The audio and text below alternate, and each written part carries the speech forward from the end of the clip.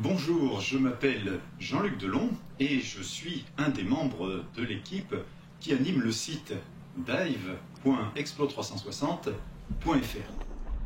Nous venons tout récemment de participer à un concours vidéo et nous avons gagné le Galatea de bronze grâce aux images que nous avons ramenées. Nous sommes une bande de copains, nous plongeons ensemble depuis un grand nombre d'années. Et notre terrain de jeu, c'est l'île de Porquerolles, l'île de Porquerolles et toute la rade de Hyères, comprise entre la presqu'île de Gien et le cap Bénard. Mes amis plongeurs sont équipés avec des GoPro et personnellement j'ai fait le choix de mettre mon smartphone dans un caisson. Le caisson en question, c'est le Leo 3 Smart, dont je suis entièrement satisfait. Ça fait plus d'1 an que je l'utilise. Nous plongeons au minimum 2 fois par semaine toute l'année. Ce caisson a un gros avantage, d'abord il est extrêmement compact.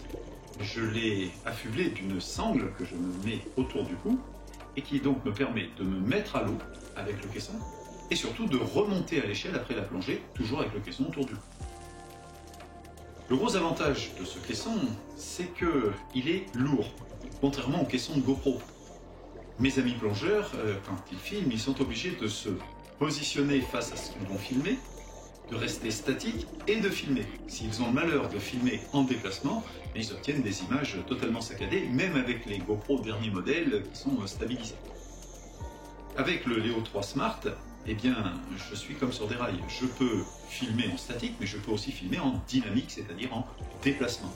Lorsque je me déplace en tenant ce caisson devant moi, il reste parfaitement stable et à aucun moment je n'ai besoin d'une stabilisation ni logicielle ni matérielle. Ça marche fabuleusement bien. L'autre avantage de ce caisson, c'est qu'il est étanche à 150 mètres et comme nous sommes des habitués de plongée relativement profonde, je me sens en confiance avec ce caisson qui est vraiment extrêmement solide.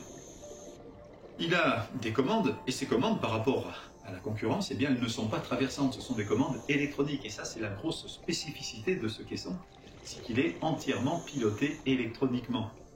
Les boutons ne sont pas traversants et donc lorsque vous envoyez une commande, c'est une électronique qui récupère cette commande et qui la passe au smartphone. L'application qui est utilisée, peut être l'application native fournie par EasyDive, mais ça peut être aussi n'importe quelle autre application. Je peux utiliser l'application photo de mon smartphone, mais je peux aussi utiliser d'autres applications. N'importe quelle application est utilisable dans le caisson.